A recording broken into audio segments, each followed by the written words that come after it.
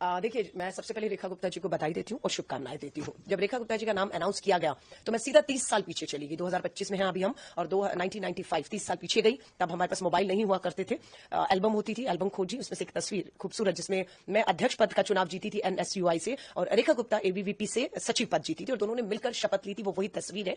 उम्र हमारी 20 साल थी उस समय। तो शपथ ली हम लोगों ने, एक साथ मिलकर काम किया। आइडियोलॉजिकल लड़ाई उसके साथ थी, है और रहेगी, उस समय भी होती थी। वो अखिल भारतीय विद्यार्थी परिषद से तीनों जीते थे, मैं अकेली अध्यक्ष जीती थी। तो RSS के लोगों को लाना, लेक्चर करवाना उस विचारधारा को, जिसका हम बिल्कुल विरोध में खड़े रहते हैं, खड़े हैं। हम गांधीयन को, आइडियोलॉजी के लोगों को लाकर हमारे अपना लड़ाई जो है एक संघर्ष रहता था। लेकिन मुद्दों पर जब बात आती थी तो रेखा और मैं एक अंडरस्टैंडिंग होती थी कि दिल्ली के मुख्यमंत्री मदन लाल खुराना जी हैं और देश के प्रधानमंत्री कांग्रेस से PV नरसिम्हा राव जी थे, तो सेंट्रल यूनिवर्सिटी है तो मिलकर करते हैं। तो हमने मिलकर काम भी किए। साल बहुत नहीं होता है, हमें अपनी कैंपस, मैं खुद साइंस स्टूडेंट थी, अपनी लेबोरेटरी लैब से फुर्सत नहीं मिलती थी, फिर एक साल में बहुत कुछ करना था।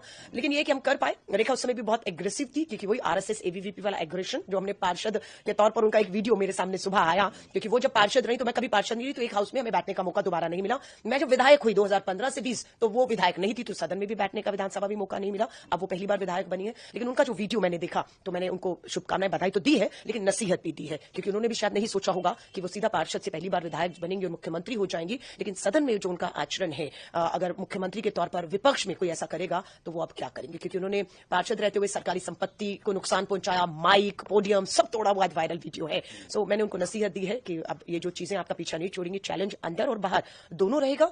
मैं महिला कांग्रेस की राष्ट्रीय अध्यक्ष हूं और दिल्ली मेरी है। मैं बार बार कहती हूं, दिल्ली में बेटियों की सुरक्षा, महिलाओं की सुरक्षा एक महिला मुख्यमंत्री की प्राथमिकताओं पर होनी चाहिए। रेखा जी मुख्यमंत्री हो गई है, स्वाभाविक है उन्हें पूरी सुरक्षा मिल जाएगी, लेकिन उनकी प्राथमिकताओं पर दिल्ली की हर बेटी की सुरक्षा होनी चाहिए। अगर वो उस दिशा में काम करेंगे, महिला कांग्रेस की राष्ट्रीय अध्यक्ष होने के नाते पूरा समर्थन, सहयोग हर तरीके से मिलेगा। महिला आयोग की नई अध्यक्ष भी नियुक्त करनी होगी उन्हें, और अगर कहीं लगेगा कि वो चूक रही हैं तो हम पीछा नहीं छोड़ेंगे। मुझे याद है शीला दीक्षित जी को निर्भया के मुद्दे पर, महिला मुख्यमंत्री थी, घेरा गया था, पूरा बदनाम किया गया था। लेकिन आज हम बहुत आगे निकल चुके हैं। आज कोई इफ एंड बट नहीं, केंद्र में उनकी सरकार, गृह मंत्री, पुलिस, LG सब उनके हाथ में है, और वो कर सकती हैं, करेंगी तो बेहतर है, क्योंकि वो कामयाब होंगी तो दिल्ली कामयाब होगी, क्योंकि मुख्यमंत्री है। वो फेल होंगी तो मेरी दिल्ली फेल होगी। लेकिन चुनौतियां उनको अंदर ज्यादा रहेंगी, बाहर से मुझे लगता है की तुलना में। हाँ, काम नहीं करेंगी तो शायद लगता है कि ज्यादा चुनौतियां उनके पास होंगी।